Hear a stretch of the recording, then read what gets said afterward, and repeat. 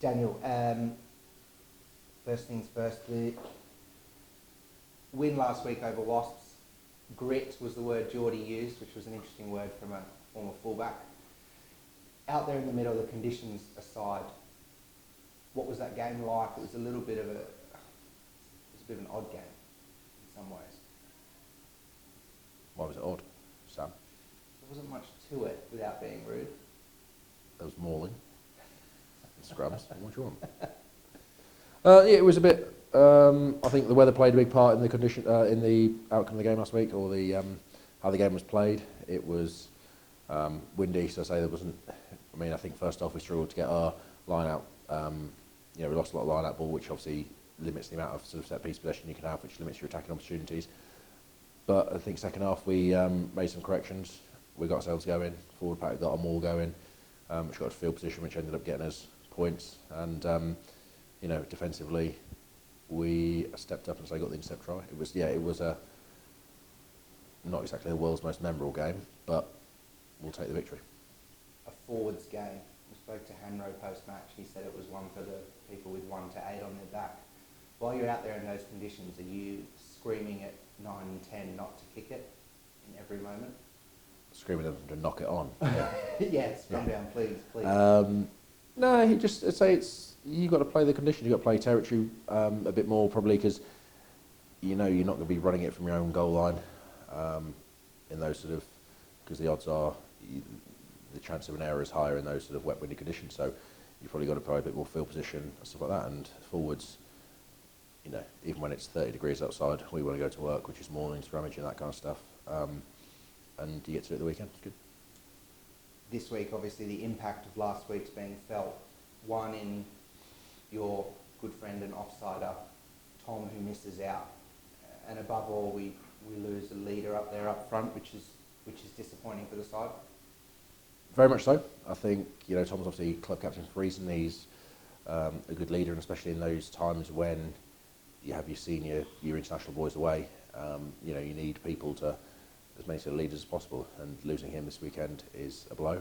But Taft comes in, he's got 90 caps for Australia. He's 48 years old. He knows his stuff. He knows how to play, and he can lead as well. So we're blessed in that regard to have Taft. And there's also opportunity for the squad to develop. We need to build probably more leadership throughout the team, and you find out about people like this come Friday night. One person who will develop their leadership is you. After 974 games for the club, finally getting to captain the side. Surprisingly, I thought you had. So it says quite a bit that you haven't. Yeah, they've obviously not trusted you or believed in you at all over that time. So that's it. It's got to the point where it's like, oh God, yeah. Anyone else? Anyone else? So it's like, yeah. So that's basically how it happened. As cliche as it is, for you, it must be a big honour to, I guess, finally get the chance to have a C next to your name. It is, but it's it's not something. Tom's club captain. We've had many great captains at this club. It's not something you sort of aspire to do because Tom's one of your best mates and he does the job. So I'm happy doing the role I'm supposed to do. This weekend, I'm probably one of the more senior blokes on the field that's played and knows the Premiership. So you do what's good for the team. You assist. There's a lot of able bodies out there on the field. As I mentioned, Thomas Lemony, he's got 50 odd caps. There's blokes that have been around the Premiership. Carl Eastman's played a lot, played England caps. Noel Reed's played for Ireland, those kind of boys. So there's a fair amount of experience. And guys, Jonah, all those kind of blokes play for Wales. There's a lot of international experience, but also a lot of Premiership experience in that team. So it's not, you're not just relying upon one person. There's a lot of experience around you. Doesn't change your role at all, does it, on the pitch? No. We might be taking a few more scrums. Yeah. Straight in front. Yeah. Leading behind by 2. We'll scrum it, sir. Please. Scrum it.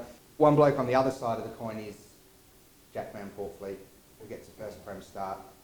Yours was obviously prior to colour television, so you might not remember it. But Smell-o-vision, yeah. Yeah, in a key position like 9, up against a side like Sale, it's obviously going to be a tough challenge for Jack, but one that I would assume, are more than confident he can handle.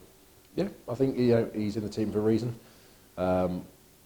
He's had some been training really well, and you know he's been trusted in that position. Like 9-10s, I think throughout the key areas, but the key areas from the first time you pick up a ball all the way through. So as a 9, I think playing that for a long time, you develop those sort of skills, kill skills that you need, and the step up from hopefully won't be too big. I say he's been very good in training, and those bits around, I say like leadership at 9, although you might not be a leader as such, you have to lead in those positions 9-10.